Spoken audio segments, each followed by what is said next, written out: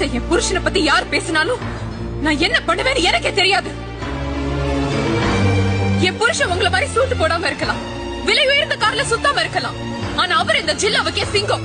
அவர் பேர் சொன்னா மின்ற மின்னல் நின்னுடும், பெய்யற மழை நின்னுடும். என் புருஷன் பைத்தியக்காரர்னு தானே சொன்னீங்க? ஆமா, அவர் பைத்தியக்காரர் தான். உங்கள மாதிரி உதவி இல்லாத அண்ணனுங்க இருக்காங்கன்னு தெரிஞ்சுக்காத அவரு பைத்தியக்காரர் தான். என்ன சொன்ன மிஸ்டர் ரவி? ஞாபகம் இருக்கா? இந்த ஊரை காப்பாத்த வீட்டுக்கு ஒரு மகனை பலிக்கடை ஆக்கணும்னு நினைச்சப்போ முதுக காட்டிட்டு ஓடி போயிட்டீங்க. என் புருஷன் ஆம்பளை நெஞ்ச நிமித்திட்டு நின்னாரு, உங்களுக்காக கத்திய புடிச்சாரு. அவரு பட்ட கஷ்டம் பாதி ஊருக்குனா மீதி உங்களுக்குடா.